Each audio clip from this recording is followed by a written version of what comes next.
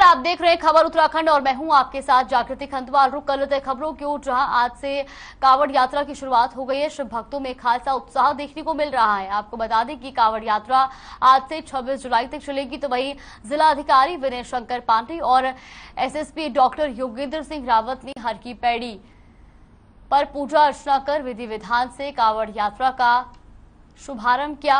इन सबके बीच अगर बात सुरक्षा व्यवस्था की लेकर करें तो पुलिस प्रशासन ने कमर कस दी है। यात्रा की सुरक्षा को लेकर कांवड़ रूट पर चप्पे चप्पे पर पुलिस सीसीटीवी कैमरों के जरिए निगरानी रखेगी ताकि कांवड़ियों का रास्ता सफल हो।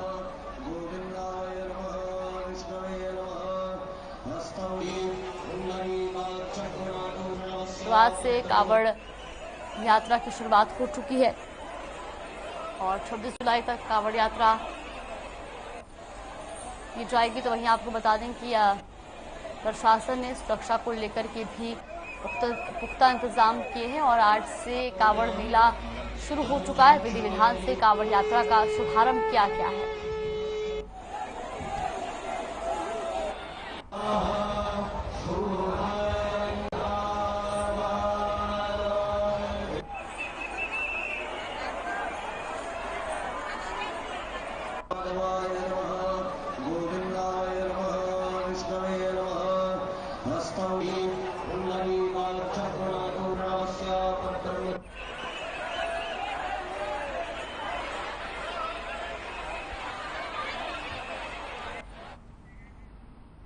और रुक कर लेते इस वक्त की बड़ी खबर की ओर। बड़ी खबर आपको देहरादून से बता रहे, जहां देहरादून में उत्तराखंड बोर्ड टॉपर का सम्मान किया गया। ये बड़ी और अहम जानकारी। उत्तराखंड बोर्ड परीक्षा टॉपर्स का सम्मान सीएम धामी करेंगे। टॉपर्स को सम्मानित 15 जुलाई को होगा। मेधावी छात्रों का सम्मान, हर जिले के टॉपर्स को किया जाएगा सम्मानित। तो देहरादून में होगा सम्मान समारोह। इस वक्त की बड़ी और अहम जानकारी देहरादून से, जहां उत्तराखंड बोर्ड परीक्षा टॉपर्स का सम्मान किया जाएगा। तो वही सीएम धामी करेंगे टॉपर्स को सम्मानित। 15 जुलाई को होगा मेधावी छात्रों का सम्मान, हर जिले के टॉपर्स को किया जाएगा सम्मानित। तो देहरादून में होगा सम्मान समारोह। बड़ी और अहम जानकारी देहरादून से। देहरादून माफ कीजिएगा, उत्तराखंड के डीजीपी अशोक कुमार ने देर शाम हरिद्वार पहुंचकर कांवड़ मेला क्षेत्र की सुरक्षा व्यवस्थाओं का जायजा लिया और सीसीआर पहुंचकर कांवड़ मेला ड्यूटी में लगे अधिकारियों के साथ बैठक भी की। आपको बता दें कि आज से शुरू हो चुके कांवड़ मेले के लिए पुलिस और प्रशासन ने व्यापक तौर पर तैयारियां की है। करीब 10,000 की संख्या में पुलिस और पैरा मिलिट्री फोर्स की तैनाती मेला क्षेत्र में की गई है। डीजीपी अशोक कुमार ने कहा कि कांवड़ मेले में कांवड़िया स्वैच्छिक तौर पर अपना रजिस्ट्रेशन करा सकते हैं। इससे उन्हें भी सुविधा होगी, साथ ही किसी के मिसिंग होने की स्थिति में उसे ढूंढने में भी मदद मिलेगी। तो वहीं डीजीपी ने कांवड़ियों से हरिद्वार शहर में डीजे ना बजाने या नियंत्रित आवाज में बजाने की भी अपील की है। तो हरिद्वार में कांवड़ मेला क्षेत्र में डीजीपी पहुंचे और जहां पर उन्होंने सुरक्षा व्यवस्थाओं का जायजा लिया, साथ ही साथ उन्होंने अधिकारियों के साथ बैठक भी की। तो उन्होंने कांवड़ियों से हरिद्वार में डीजे ना बजाने या एक सीमित आवाज में ही डीजे बजाने की अपील की है।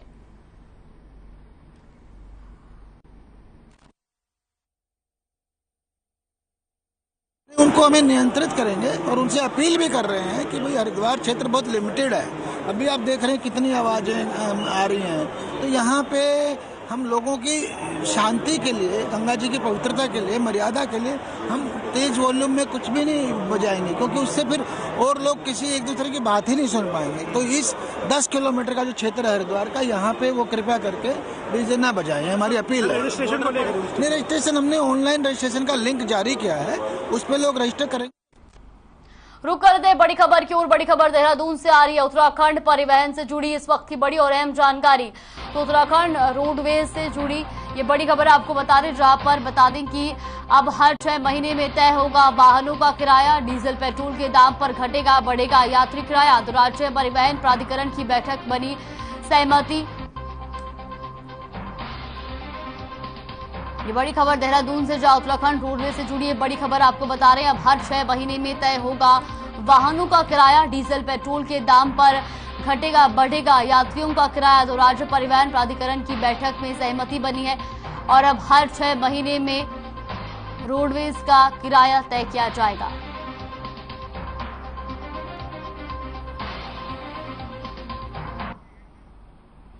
उत्तराखंड के परिवहन मंत्री चंदन रामदास जब दिल्ली से देहरादून लौट रहे थे तो उन्होंने रास्ते में पड़ने वाले खतौली स्थित रोडवेज परिवहन से अनुबंधित ढाबे का औचक निरीक्षण किया।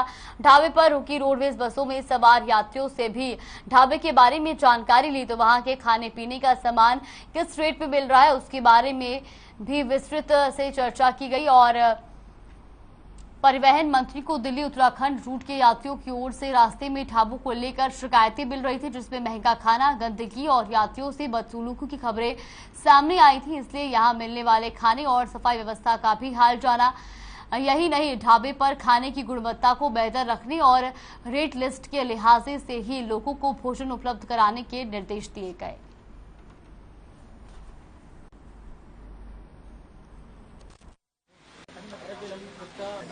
जो ओवर रेट की आपने बात की थी उसी रेट को ख़त्म करने के लिए हमने ऑलरेडी इस टाइप का बनाया है कि हर सीट के पीछे हम एक होलोग्राम टाइप का देंगे, जिससे एक आदमी ड्यूरिंग द ट्रैवल इटसेल्फ वो फूड का ऑर्डर कर देगा और वो फूड का ऑर्डर जब वो वहाँ पहुँचेगा तो उसको ऑन द स्पॉट मिल जाएगा। तो ऐसे में एक तो समय की भी बचत हो जाती है और दूसरा उसमें कोई भी ओवर चार्जिंग नहीं हो सकती है। ये दोनों चीज़ें कर रहे हैं इसी को लेते हुए। जो ढाबे का मालिक है उसको निर्देशित किया कि स्वच्छ शुद्ध भोजन उपलब्ध कराएं।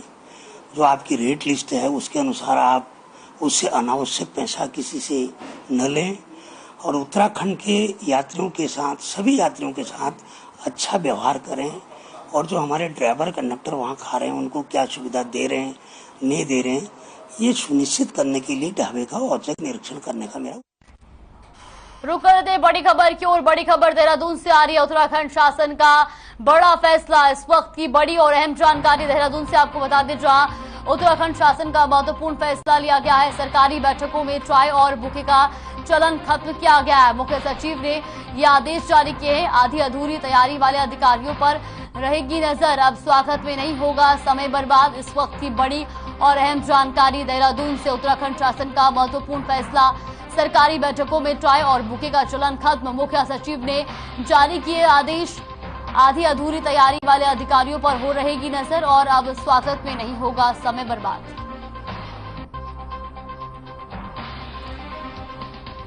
तो सरकारी बैठकों में अब चाय और बुके का चलन खत्म किया जाएगा और मुख्य सचिव ने ये आदेश जारी किए हैं। आधी अधूरी तैयारी वाले अधिकारियों पर भी नजर रहेगी, तो साथ ही साथ अब स्वागत में समय बर्बाद नहीं होगा।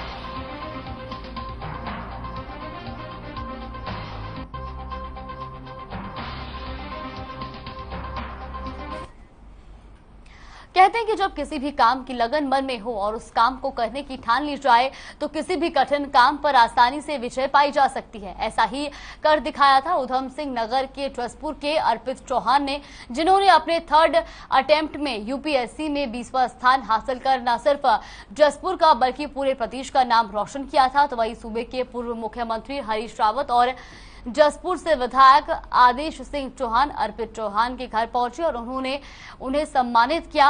पूर्व सीएम हरीश रावत ने अर्पित के माता पिता को भी बधाई दी।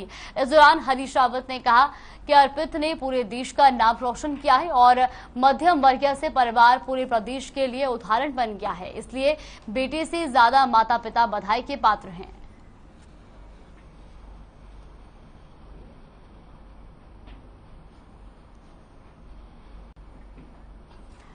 तो जसपुर के अर्पित चौहान ने यूपीएससी में 20वां स्थान हासिल किया, जिसके बाद पूर्व मुख्यमंत्री हरीश रावत उनके घर पहुंचे और उन्हें सम्मानित किया गया। तो वहीं पूर्व सीएम हरीश रावत ने अर्पित के माता पिता को भी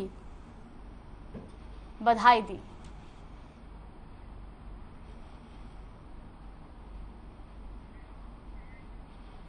बागेश्वर के शहरी क्षेत्रों में काफी ज्यादा ट्रैफिक जाम लग रहा है। इस समस्या से निदान के लिए परिवहन विभाग ने सर्वे किया है। अमरकोट ढोबा धारी टैक्सी स्टैंड मोटर मार्ग का निरीक्षण किया गया और वहीं एआरटीओ कृष्ण सिंह पलडिया का कहना है कि बागेश्वर मुख्यालय में ट्रैफिक जाम से मुक्ति दिलाने के लिए अभी प्राथमिक सर्वे चल रहा है। जहां जहां पर ट्रैफिक जाम लगने की समस्या है उन स्थानों पर चयनित किया जा रहा है और जहां पर सड़कों की चौड़ाई कम पाई जाएगी वहां उन्हें 9 पार्किंग जोन बनाया जाएगा। वहीं वाहन चालकों को अनावश्यक सड़क में जाम न लगाने के निर्देश दिए गए हैं। तो वहीं दूसरा सर्वे बागेश्वर एसडीएम नगर पालिका बागेश्वर और पुलिस के माध्यम से किया जाएगा।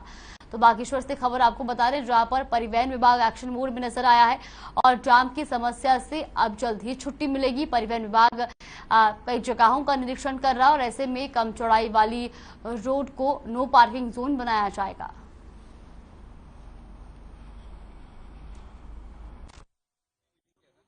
ये देखिए, ये अभी हमारा प्राइमरी सर्वे है। शुरुआत में हमने देख लिया कि कहाँ कहाँ पर जाम लगने की संभावना है।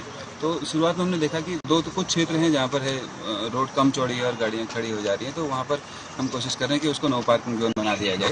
ये प्राइमरी सर्वे है। इसके बाद हम अभी एसडीएम साहब के साथ और पीडब्ल्यूडी नगर पालिका इनके साथ मीटिंग या कल या परसों में मीटिंग करेंगे। उसके बाद यहाँ पर बोर्ड भी लग जाएंगे नो पार्किंग जोन के। एक समस्या तो ये है। दूसरा, ऊपर रोड के किनारे से काफ़ी मलबा आया हुआ है कई जगह पर, तो उसके मलबा आने से जो गाड़ी है वो थोड़ा सा नीचे को लग जा रही है, उससे भी थोड़ा सा समस्या बन रही है। दूसरा ये है। तीसरा, जैसे भी हमारे चालक साथियों ने बताया सभी ने कि स्कूल की बसों का टाइमिंग, जैसे सेंट जोसेफ की स्कूल है तो उनकी 3-4 बसें एक साथ निकलती हैं, तो उनको हम थोड़ा सा ज़्यादा। पूर्व राज्यसभा सांसद प्रदीप टमटा एक दिवसीय दौरे पर जिला मुख्यालय पौड़ी पहुंचे, जहां उन्होंने देहरादून में बन रही एक और नई विधानसभा भवन के निर्माण को लेकर राज्य सरकार पर सवाल खड़े किए। उन्होंने कहा कि देहरादून में प्रस्तावित नई विधानसभा भवन को बनाए जाने के विरोध में कांग्रेसी गैरसैंण में धरना प्रदर्शन करके अपना विरोध दर्ज कराएंगे। टमटा ने कहा कि प्रदेश सरकार राज्यवासियों को एक स्थायी राजधानी तो नहीं दे सकी, मगर अब विधानसभा भवन बनाने से स्थायी राजधानी के मुद्दे को भटकाना चाह रही है और उन्होंने कहा कि कांग्रेस इसका पुरजोर विरोध करेगी। प्रदीप टमटा ने कहा कि पहले ही गैरसैंण में एक विधानसभा भवन बनाया हुआ है और अब दूसरे भवन की जरूरत राज्य में नहीं है।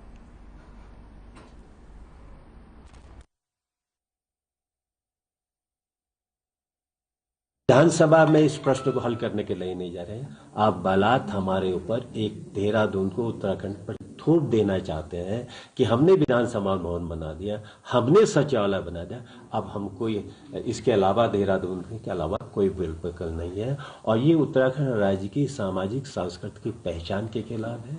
ये उत्तराखंड राज्य की वो जो सिद्धांत है, जो जनसंघर्ष का सिद्धांत है, उसकी भावनाओं के विपरीत है। इसलिए हम सरकार के इस निर्णय का विरोध करने में कल गए। उत्तराखंड में जल्द ही फिल्म सिटी स्थापित की जाएगी, जिसमें फिल्म शूटिंग और निर्माण से संबंधित सभी मूलभूत सुविधाएं उपलब्ध होंगी। दरअसल प्रमुख सचिव अभिनव कुमार ने सूचना विभाग की समीक्षा बैठक ली और बैठक में उन्होंने कहा कि उत्तराखंड में फिल्म सिटी के लिए भूमि का चयन कर लिया जाए और इसमें फिल्म उद्योग से संबंधित अवस्थापना विकास के लिए कार्य योजना बना ली। और साथ ही उन्होंने कहा कि फिल्म सिटी में फिल्म शूटिंग और प्रोडक्शन से संबंधित मूलभूत सुविधाएं उपलब्ध कराई जाएं। तो वहीं इस मौके पर अपर निदेशक डॉक्टर अनिल चंदूला, संयुक्त निदेशक आशीष त्रिपाठी समेत कई अधिकारी मौजूद रहे। ये खबर देहरादून से आपको बता दें, जहां पर अब उत्तराखंड में भी फिल्म सिटी बनाई जाएगी और फिल्म सिटी के लिए जमीन की तलाश शुरू कर दी गई है। विशेष प्रमुख सचिव ने ये समीक्षा बैठक में बताया कि समीक्षा बैठक में कई अधिकारियों को निर्देश दिए। तो वहीं आपको बता दें कि अब उत्तराखंड में फिल्म सिटी बनाने के लिए जमीन की तलाश भी शुरू कर दी गई है।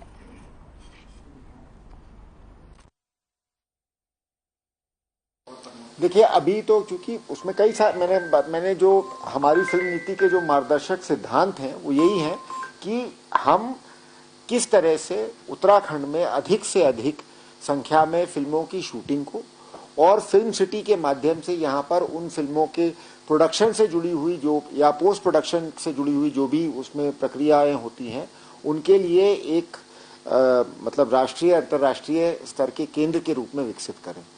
तो उसमें हमारा यही रहेगा कि जैसे अगर कोई फिल्म की शूटिंग का एक बहुत महत्वपूर्ण हिस्सा और उसमें मतलब इससे हमारा तात्पर्य नहीं कि मतलब उसमें कि कितनी अवधि की शूटिंग हमारे यहाँ होती है या कितनी धनराशि हमारे यहाँ प्रोडक्शन उसकी शूटिंग के दौरान हमारे स्टेट में।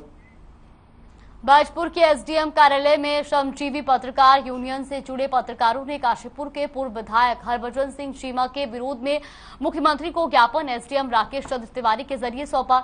इस दौरान पत्रकारों ने मुख्यमंत्री पुष्कर सिंह धामी से काशीपुर के पूर्व विधायक हरभजन सिंह चीमा को पार्टी से निष्कासित किए जाने की मांग की। आपको बता दें कि बीते दिनों काशीपुर के पूर्व विधायक हरभजन सिंह चीमा ने पत्रकारों को जारी एक विज्ञप्ति में कुछ पत्रकारों को गुंडा बताते हुए लोगों को को धमकाने और ब्लैकमेलिंग करने का पत्रकारों पर आरोप लगाया था और पुलिस पर पत्रकारों की गिरफ्तारी करने का दबाव बनाया जा रहा है, जिसे लेकर पत्रकारों के खिलाफ काशीपुर के पूर्व विधायक को लेकर पत्रकारों में आक्रोश व्याप्त है।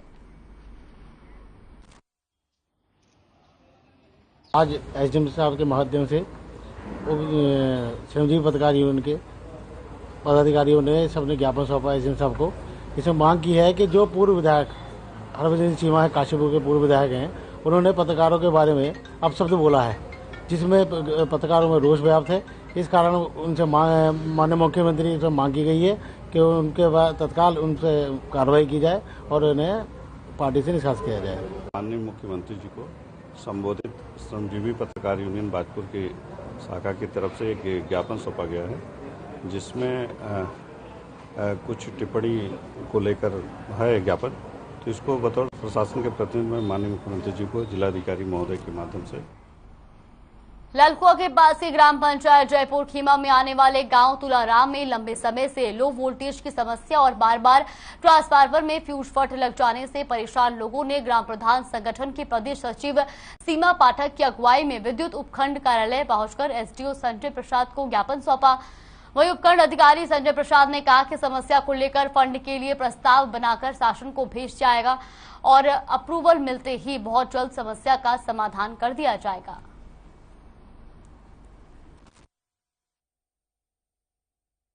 विगत कई समय से लो वोल्टेज और उसमें ट्रांसफार्मर में बाद में प्रॉब्लम आ रही थी, जिससे फ्यूज वगैरह या कभी वायरिंग टूट जा रही है, काफ़ी प्रॉब्लम इसमें आ रही थी। इसलिए आज हमारे सारे ग्रामवासी यहाँ पे पहुँचे हुए हैं, जो इस चाहते कि 250 किलोवाट का हमारे यहाँ ट्रांसफार्मर लग जाए और साथ ही जो भी हमारी बिजली से रिलेटेड कोई भी जितनी भी समस्या है इसका समाधान यहाँ पे हो जाए।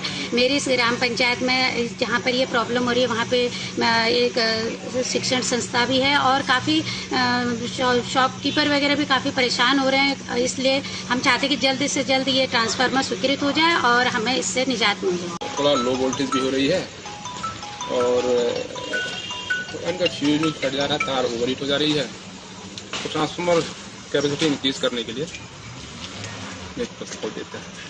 तो परसों में चला जाएगा इस यहाँ से। मुद्दा है कि स्वीकृति का, स्वीकृति मीन्स फंड। तो आज हम परसों फंड बना के देते हैं, तो उसका कोशिश करेंगे फंड कहीं से मिले ताकि हम।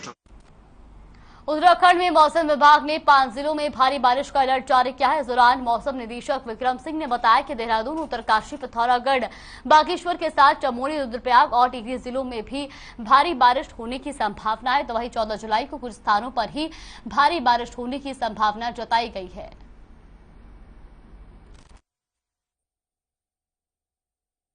तो आज आप ये कह सकते हैं जो हल्की से मध्यम बारिश है वो पहाड़ों की अगर बात करें तो वहाँ पे अधिकतर जगहों में, ज़्यादातर जगहों में हल्की से मध्यम बारिश देखने को मिलेंगी और साथ में जो भारी वर्षा भी है तो उसकी भी जो है संभावना है एका दुक्का जगहों में, जैसे कि देहरादून डिस्ट्रिक्ट था, उत्तरकाशी डिस्ट्रिक्ट है। इसी तरह जो अंदर के और भी डिस्ट्रिक्ट है जिसमें पिथौरागढ़, बागेश्वर, चमोली या रुद्रप्रयाग की बात करें तो उनमें भी एका दुक्का जगहों में आज जो है। खबर कोटद्वार से है, जहां रतनपुर के बहेड़ा स्रोत में भारी बारिश से इलाके में तबाही मच गई। भारी बारिश के कारण बहेड़ा स्रोत में आए उफान के कारण रतनपुर के कई घरों में रसोई घर क्षतिग्रस्त हो गए। तो वहीं इतना ही नहीं, बहेड़ा स्रोत ने रतनपुर के कई इलाकों में सुरक्षा दीवार और रास्तों को भी निस्तेनाबूद कर दिया। तो वहीं एसडीएम प्रमोद कुमार ने बताया कि प्रभावित इलाके का निरीक्षण करने के बाद क्षति का आंकलन किया जा रहा है। साथ ही उन्होंने कहा कि बरसात के कारण जो सड़कें और पैदल रास्ते टूट गए हैं उनको बनाने का काम किया जा रहा है। मेरे को यहाँ पे 10 साल हो गए हैं। 10 साल से यही हो रहा है कि यहाँ पे टूट रहा है, बार बार टूटता है। हम बार बार एप्लीकेशन डाल के मैं पूरे साल परेशान रहती हूँ। मैं यही काम करती रहती हूँ, मेरा हॉस्पिटल का काम है, मैं एक आशा वर्कर हूँ और मैं इतनी परेशान रहती हूँ कि मैं जब भी हॉस्पिटल जाती हूँ एक चक्कर में एसडीएम के यहाँ जरूर जाती हूँ एप्लीकेशन डालने। कभी मैं जेई के यहाँ, कभी एप्लीकेशन, कहीं सिंचाई विभाग, कभी कहीं मैं जा के थक गई। लेकिन प्रशासन इतना सो रहा है कि जब भी मतलब 1 साल से मेरा मुंह थक गया है बोलते बोलते कि यहाँ पे काम करवाओ। लेकिन जब बरसात आई तब प्रशासन को होश आई है और अब जाके काम शुरू करवाया। अभी भी बहुत खतरा बना हुआ है, अभी भी टूट रहा है, पूरा जा रहा है अभी तो।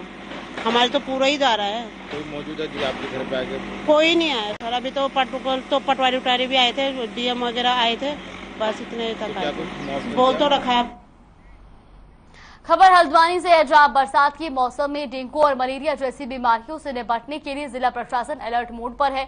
नैनीताल जिलाधिकारी ने स्वास्थ्य विभाग के अधिकारियों को आदेश देते हुए कहा है कि राज्य के और निजी अस्पतालों में साफ सफाई की व्यवस्था सुनिश्चित की जाए। साथ ही डेंगू प्रभावित कोई भी संक्रमित मरीज पाया जाता है तो उस क्षेत्र की प्राथमिकता के आधार पर एक्टिव सर्विलांस के साथ ही मरीज का उपचार किया जाए।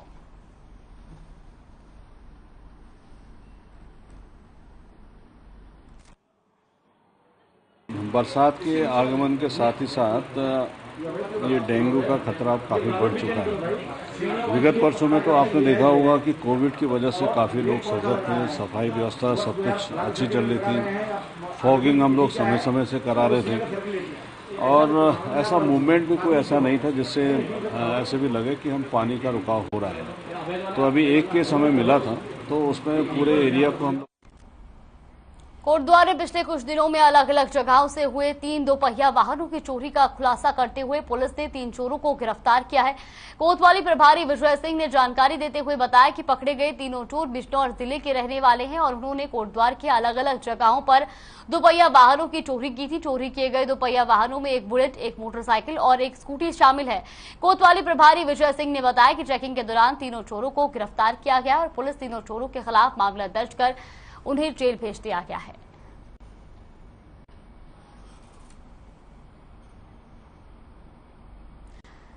तो आपको बता दें कि ये खबर कोटद्वार से है, जहां 3 वाहन चोरों को पुलिस ने गिरफ्तार किया है। ये तीनों वाहन चोर बिजनौर के रहने वाले हैं और जिन्हें पुलिस ने गिरफ्तार कर लिया है। तो वही एक बुलेट, एक स्कूटी और एक मोटरसाइकिल इन तीनों चोरों से बरामद की गई है।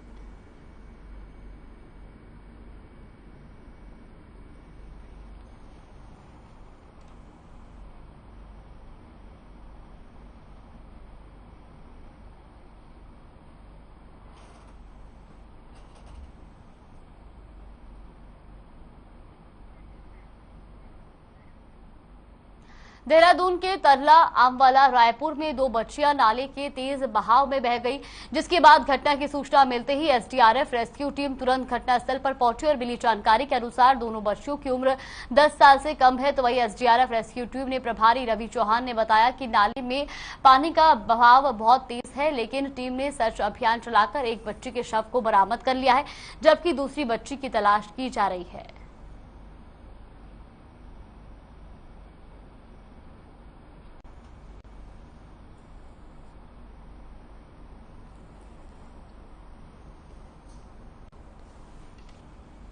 देहरादून में पानी के तेज बहाव में 2 बच्चियां बह गईं, जिसके बाद एसडीआरएफ की टीम ने रेस्क्यू अभियान चलाया और इस दौरान एक बच्ची का शव बरामद कर लिया गया है। तो वही दूसरी बच्ची के शव की तलाश अभी भी जारी है। एसडीआरएफ की टीम का कहना है कि नाले का बहाव काफी तेज था और जिस वजह से दोनों बच्चियां जो है वो इस नाले में बह गई।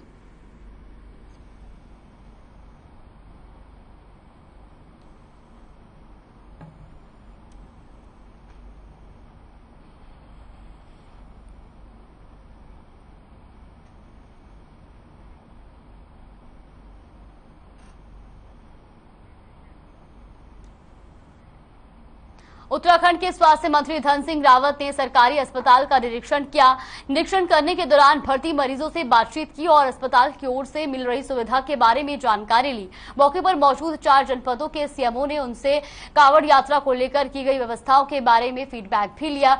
तो वही स्वास्थ्य मंत्री ने बताया कि कांवड़ यात्रा के दौरान किसी भी शिव भक्त को स्वास्थ्य सेवा की जरूरत पड़ती है तो उसके लिए हरिद्वार से नीलकंठ तक 40 से ज्यादा स्वास्थ्य सुविधा केंद्र बनाए गए हैं, जिसमें 108 एम्बुलेंस की व्यवस्था की गई है। आगे कहा कि स्वास्थ्य सुविधा केंद्र में स्टाफ 3 पाली में काम करेगा, जिससे स्वास्थ्य केंद्र 24 घंटे खुला रहेगा। तो वही ऋषिकेश के सरकारी अस्पताल को सर्जन और आईसीयू चलाने के लिए स्टाफ मिलने वाला है। इसके अलावा अस्पताल में जो भी छोटी मोटी कमियां हैं उनका जल्द ही निस्तारण कर दिया जाएगा।